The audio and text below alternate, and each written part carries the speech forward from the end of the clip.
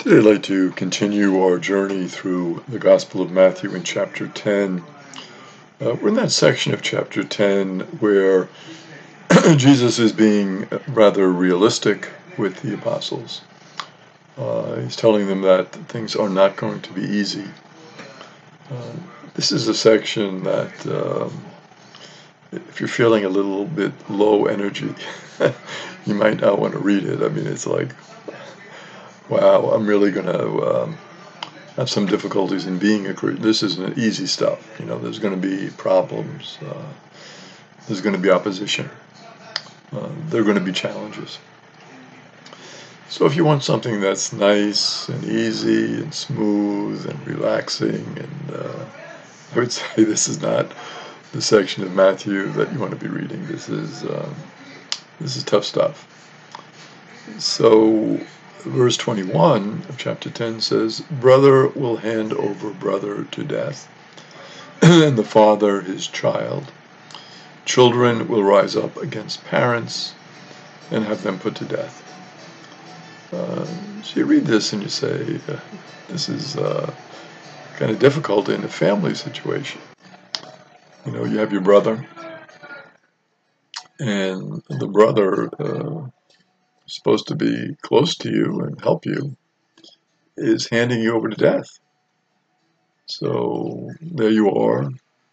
You're trying to follow Jesus. You're trying to accept the gospel. You're trying to proclaim the gospel. And lo and behold, your brother is turning you into the authorities. It's something we think of in terms of a communist system, say, or a fascist system, where everything is the authority, and if you challenge the authority, you're going to be handed in to the state and imprisoned and punished, and you have no freedom. So you look at this and say, oh my goodness, here I am, I'm proclaiming the gospel, I'm trying to follow Jesus, and somebody's handing me over.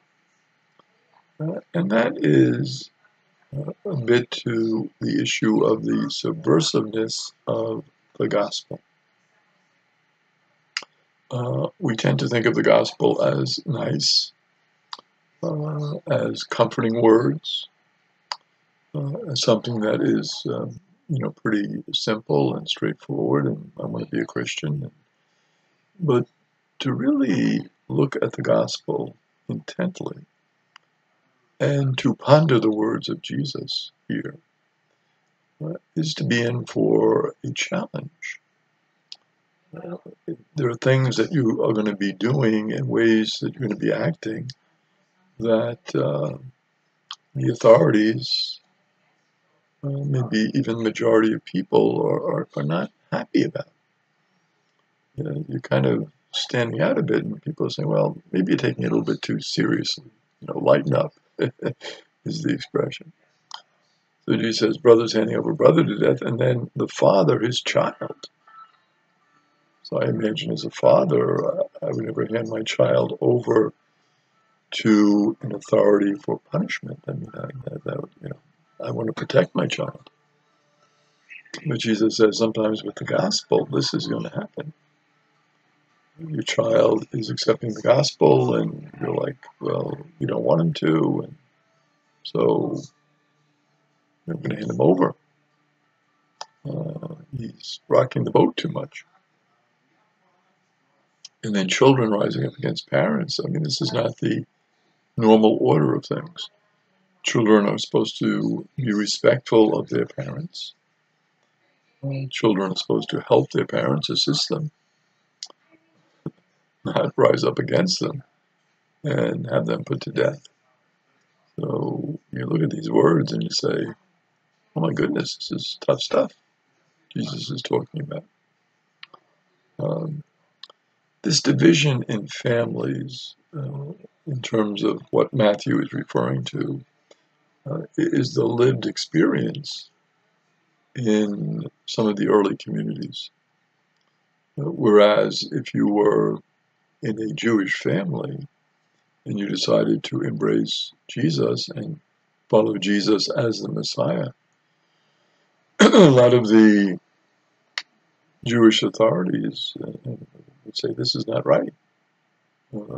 we're still waiting for the Messiah. This is, he's not the Messiah. This is false. And so there were consequences to that would cause divisions within families, be difficult situations. Verse 22 explains that a little bit more and says, "You will be hated by all because of my name, but whoever endures to the end will be saved." So you're going to be hated. None of us likes to be hated. So again, this is not something that seems to be very attractive. Jesus is trying to attract followers, but at the same time, he's being very realistic that if you are a follower, these are some possible things that can happen to you. And the idea of enduring to the end. What is the end that Jesus is referring to? And it's what we call the eschaton, the parousia, the final things in terms of the end of the world. This is the idea that you do not give up. You hang in there on good days and bad days. This is your determination. You want to follow Jesus completely, even if it means being hated. If you're hated because of the name of Jesus, and again, not hated because you're mean, you're nasty to people, you're talking about them, not hated for those types of things, but hated because of the name of Jesus. So you're trying to be faithful to that name, and because you are being faithful and trying to follow Jesus, you might be hated. And so, again, some consequences of following Jesus. In verse 23, then Jesus goes on to say, "When they persecute you in one town, flee to another. Amen, I say to you, you will not finish the towns of Israel before the Son of Man comes." Wow. So, one town, you might be persecuted. They might not accept the message. They might not listen. Hey, don't worry. Go to another. So don't take it personally. Don't get stuck. If things don't seem to be going well in your ministry and it's not popular and people are against you, this is going to happen, Jesus says. A lot of times we're shocked. Well, gee, I tried my best, but the results aren't too good. Not too many followers. Well, Jesus is basically saying that could very well be the situation. And don't worry about it. Don't get upset. Try again. The important thing, though, that Jesus points out here in verse 23 is to endure, to be faithful, to not give up. That is the key, to keep on. And he says, you're not going to finish the towns of Israel before the Son of Man comes. So don't think that you're going to spread the message to everyone and people are going to be receptive, and that just is not going to happen. So I think Jesus gives us a pretty clear picture here of the reality of trying to spread the gospel. There is absolutely no sugarcoating. It's going to be difficult. There's going to be a lot of resistance. People will hate you. People will turn you in. People will persecute you.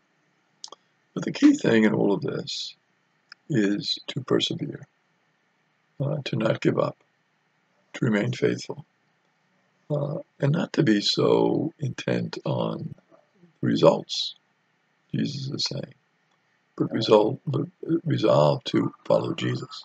That seems to be the key. So Jesus says, before the Son of Man comes, that might be perhaps referring to the destruction of the temple in Jerusalem in 70 AD. And so the disciples have to be smart about this. They have to realize that it's going to take time. And Jesus says, don't, stay in a town where you could possibly be harmed. Move to the next one. Jesus saying, don't be stupid about it. Put yourself out there and say, well, they're going to beat me up. They're going to kill me. I'll just stay here. No, Jesus says, go to another place. Go to another situation and proclaim the gospel. But the main thing is to be faithful. So Jesus is telling us, absolutely, this is not going to be an easy thing.